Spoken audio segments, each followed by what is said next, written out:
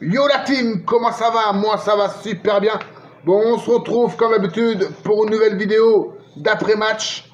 Voilà, 1-0 de l'équipe de France contre l'Islande avec un but de Giroud. Mais avant de parler du débrief, j'aimerais contester deux choix de la part de Didier Deschamps. Le premier, c'est je comprends pas pourquoi Lucas Hernandez était sur le banc et que Lucas Digne a débuté le match. Voilà, c'est un choix que je ne comprends pas parce que même si Lucas Digne dans l'ensemble a pas fait un si mauvais match que ça, mais Lucas Hernandez a prouvé dans les matchs précédents qu'il avait une place indiscutable en équipe de France.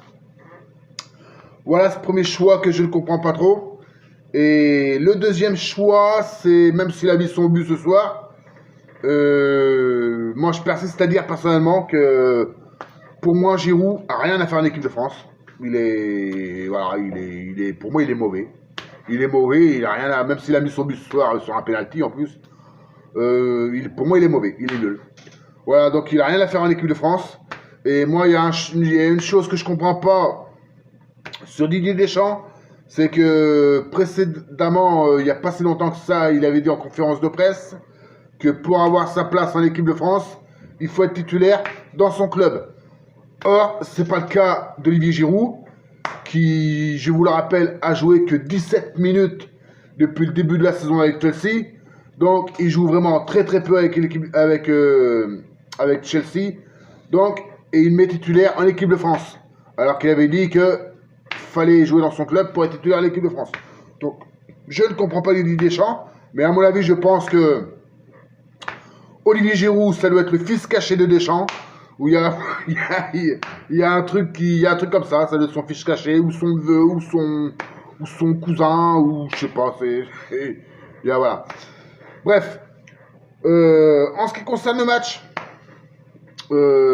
première mi-temps très pauvre, avec très peu d'occasions. Je me suis embêté, mais grave. Deuxième mi-temps nettement meilleur, avec un très bon Antoine Griezmann. Un très bon, je pourrais tous les citer parce qu'il y en a beaucoup qui ont été très bons. Un très bon Tolisso, très bon Coman, Blaise Matuidi très bon. Et un très bon match de Sissoko également. Voilà. Donc, dans l'ensemble, voilà, une victoire qui compte pour nous. Malheureusement, dans les dernières minutes, je crois que la Turquie a battu l'Albanie, il me semble, 1-0. Enfin, je revois le résultat tout à l'heure, mais je sais pas si le match je pense que le match doit être terminé, mais je crois que la Turquie a gagné. Donc bon, c'est pas bien grave. Ça nous permet d'être à égalité de points. D'ailleurs, je vais vous dire le classement après. Ça nous permet d'être à égalité de points avec la Turquie. Donc, vous n'êtes pas sans savoir que le match contre la Turquie lundi est extrêmement important pour être sûr d'être qualifié. Voilà, pour l'Euro 2020 qui débutera au mois de juin prochain. Alors, je vais vous rappeler la composition de l'équipe de France.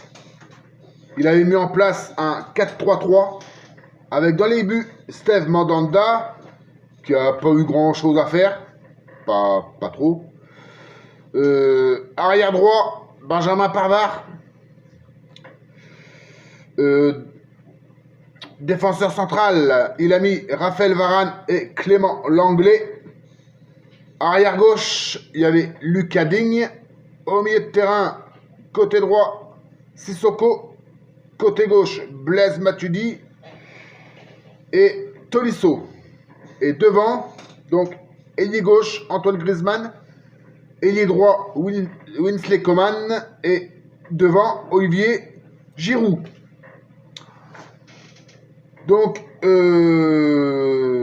à noter aussi, quand il est rentré, la très bonne rentrée de Wissam Ben Yedder, qui a fait une très très bonne rentrée. Sinon, bon, deuxième mi-temps, bon match, très bonne deuxième mi-temps dans l'ensemble, mais première mi-temps, je me suis ennuyé. Et je pense que vous aussi. On s'est un peu tous ennuyés. Donc, je vais vous rappeler les stats. Les stats, bon, il y a quand même une nette domination française. Alors, au niveau des tirs, 6 tirs côté islandais, 22 tirs côté français.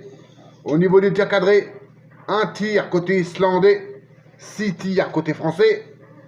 Au niveau de la possession, 29% pour l'Islande, 71% pour la France.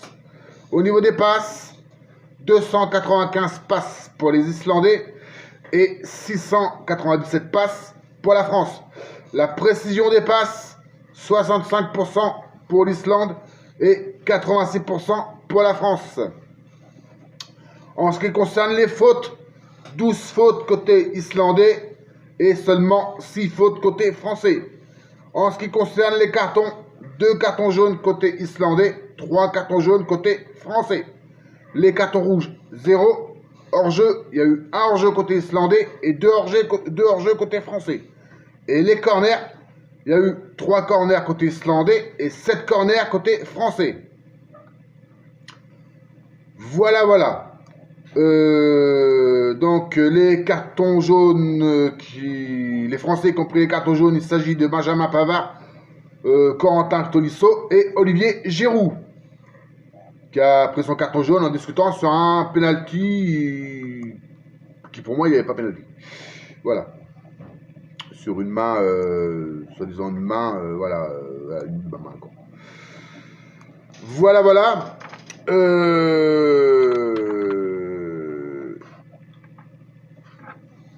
À part ça, qu'est-ce que je pouvais vous dire d'autre? Je vais vite fait regarder le match de la Turquie contre l'Albanie. Voilà, donc c'est bien ce qui me semblait. Le match est fini. La Turquie a gagné 1-0 contre l'Albanie. Donc j'aurais préféré un match nul parce qu'on aurait été devant. Mais bon, c'est comme ça. Alors, je vais vous parler du classement. Je vais vous parler vite fait du classement. Alors, le classement.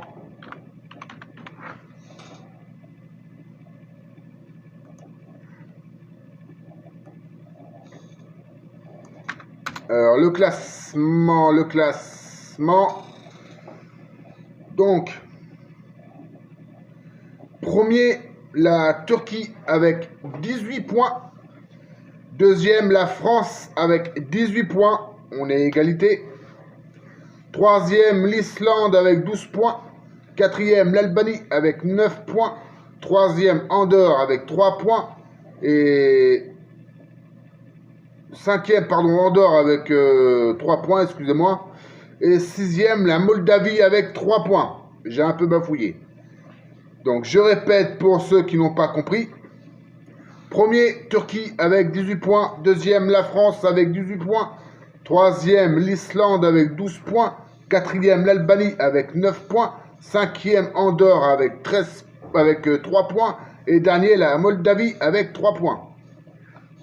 Donc, autant vous dire, la team, que le match lundi contre la Turquie est un match très, très important. Une victoire et on sera qualifié pour l'Euro 2020. Pour l'Euro 2020. Voilà les potos. C'est tout ce que je pouvais dire sur ce match, sur cette rencontre assez pauvre, malgré la victoire française. On se retrouve lundi pour l'avant-match et la composition officielle. Et il y aura le débrief d'après-match. Salut la team. Allez Paris, allez les Bleus et à lundi. Bonne soirée à tous.